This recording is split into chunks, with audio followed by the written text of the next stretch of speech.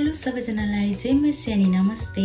आज चाहिँ हामी श्रीमान श्रीमती पहाड चढ्न लाग्दैछौँ र सुने अनुसार चाहिँ यो पहाड चढ्नलाई 1-2 घण्टा अथवा कसैलाई 3-4 घण्टा नै लाग्छ भन्दै थियो। तर हेरौँ हामीलाई चाहिँ कति घण्टा लाग्छ। हुन्छ अब हामी यात्रा सुरु गर्नेछौँ। प्राय जसो मानिसहरू चाहिँ यो पहाड चढ्नको लागि चाहिँ केबल कारबाट जाने र आउने गर्नु हुँदो रहेछ।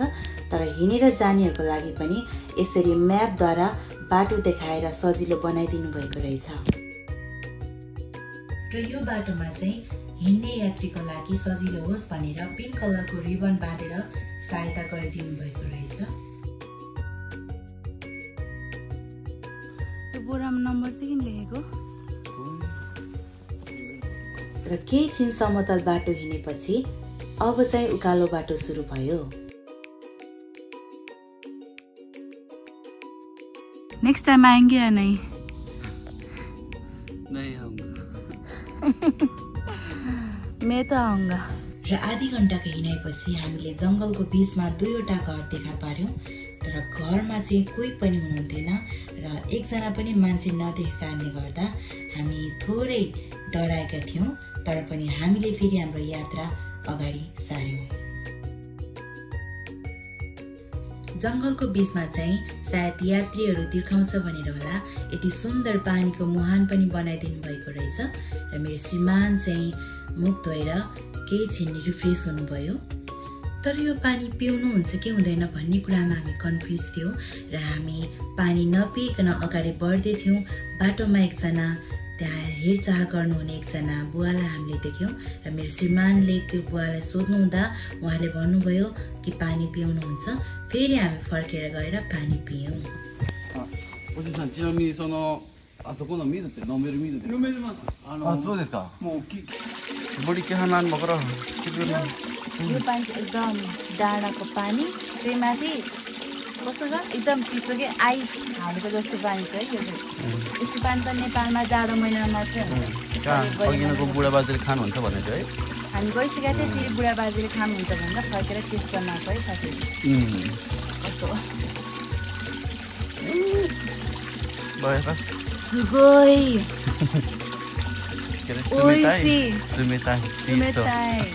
ओइसी सुगोइ।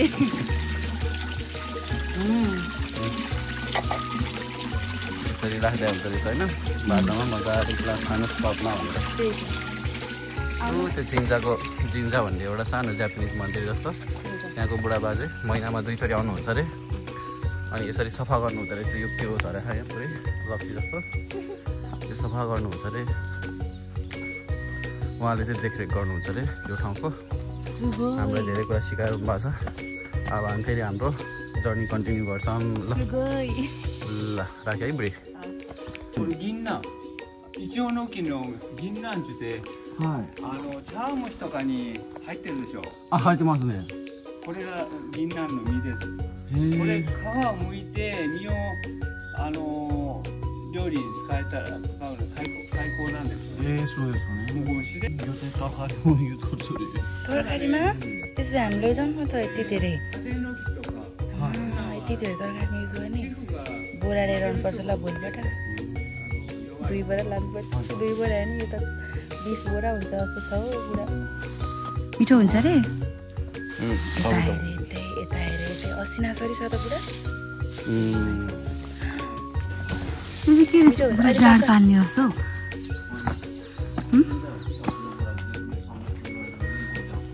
यो चाहिँ के हो खासमा? खिचौँ न त। यो चाहिँ जापानिज टेम्पल। यसमा त मूर्ति पनि छैन केही पनि छैन। एक क्यान्डल चाहिँ देखेँ साथीहरू। ओके त्यो हातमा खल्टी हुन्छ नि मन्दिरमा त्यस्तो यो रोप यसरी खन्डङ गरेर सायद त्यहाँनिर पैसा राख्छ होला। पैसा पहिरो सारेर अनि भगवान् चाहिँ को हो त खासमा? यो चाहिँ भगवान् चाहिँ यो हो। भगवान् चाहिँ यो हो। कुकुर जस्तै प्रे गर्छ। यहाँ आएर ट्याक ट्याक हात बजाएर प्रे गर्छ। अनि भेट दिन्छ। अनि त्यो सेपटेक गरेर अनि त्यो पछि आफ्नो लागि माग्छ कि परिवारको लागि। अनि भगवान त को त अनि खोइ त ए पहाडको उचाइहरूबाट परमेश्वरको प्रशंसा गर होइन के पहाडको उचाइहरूबाट परमेश्वरको स्तुति गर भन्नु न अनि लास्टमा चाहिँ उहाँको प्रशंसा गर भने पहाडको उचाइहरूबाट परमेश्वरको स्तुति गर अनि के अरे अनि तराईका मैदानहरूबाट उहाँको प्रशंसा गर प्रभुको प्रेम महान छ अनि स्वार्थ छ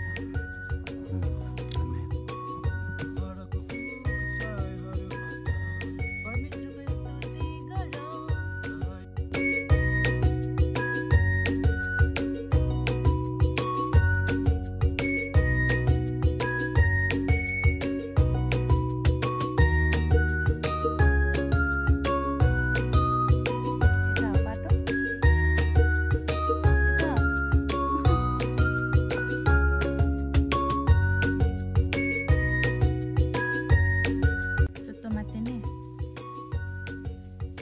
यसकारण गाउने छु सबलाई सुनाउने छु एउटै राजा येशू ख्रीष्ट नै हुन्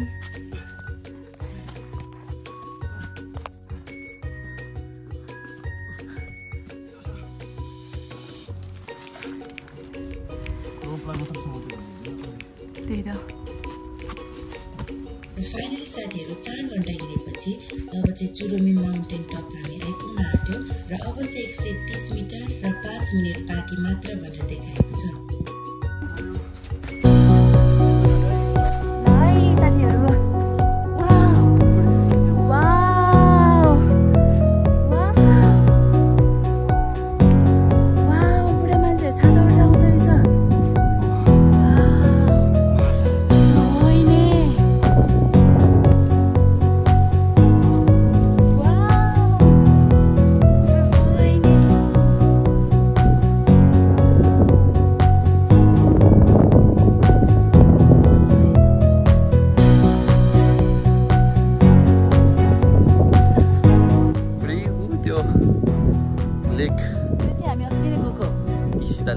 जुन हामीले गीत गाएर भिडियो बनाएको थियो धेरै प्रेम धेरै शक्तिवाला थियो अनि त्यो मैले काम गर्ने होटेल देखाइदिनु त्यहाँ तिन चुच्चे भएको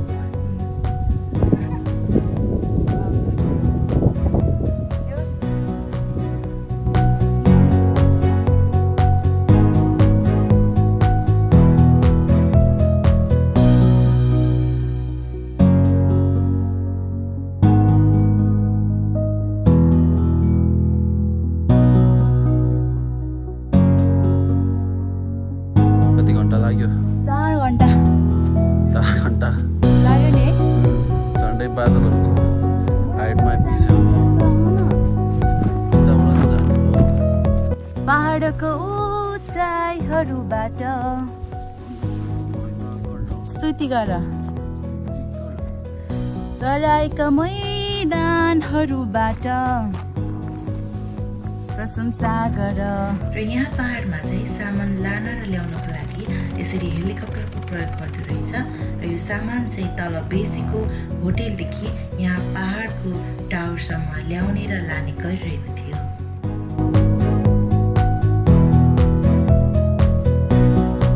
र यो ठाउँ चाहिँ यो पहाडको सबैभन्दा उचाइमा रहेको ठाउँ हो र पछाडि देख्न सक्नुहुन्छ यो चाहिँ यो पहाड 1375 मिटर अग्लो रहेको छ भनेर देखाइएको छ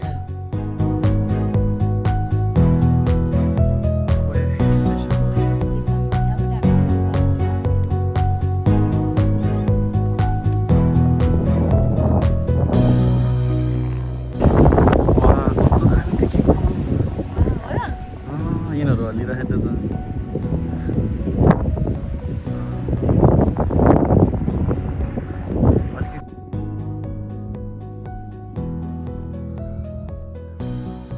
राम्रो देख्नु भएको छ के देख्नु भएको छ मलाई नि देख्नु भएको छ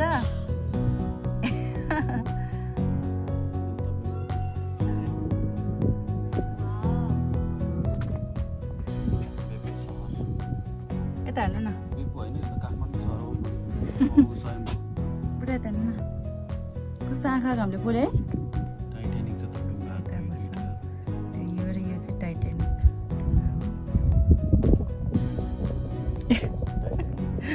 टाइटानिक जस्तो र यो पछाडि देखेको चाहिँ बेप्पु सहर हो जहाँ हामी अहिले बस्दैछौँ र अहिले बेप्पु सहर चाहिँ बादल लागेको कारणले गर्दा बिचमा चाहिँ थोरै कालो देखेको छ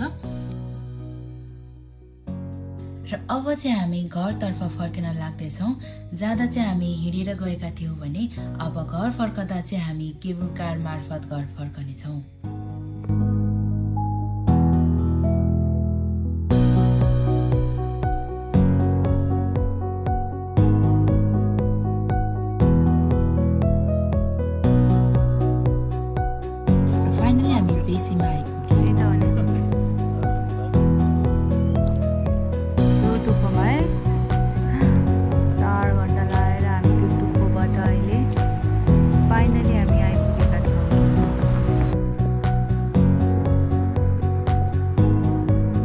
कस्तो फिल भयो आज तपाईलाई दामी एकदमै खुट्टा चाहिँ रिङ रिङ रिङ रिङ गरिरहेको छ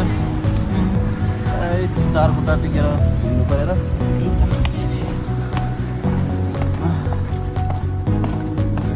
धेरै पछि हाइकिङ आएको एकदम भयो बिहान निस्केर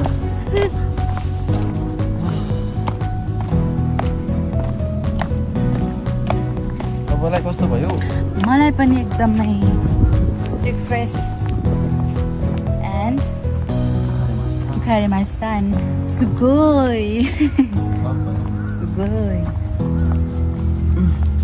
हाय हामी कम त चढ्या हो त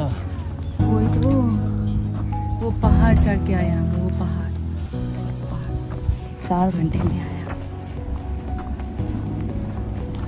म त यहाँबाट उतातिर गएर उयो पहाडलाई राउन्ड हान्यो अनि बुढी हामीले थाहा कुन चाहिँ पहाडलाई उयो अगाडिको पहाड यसलाई उयो पहाडी अगाडिको यो जङ्गलहरूलाई राउन्ड हानेर उता अनि बिचतिरबाट चढ्न सुरु गरेको हो र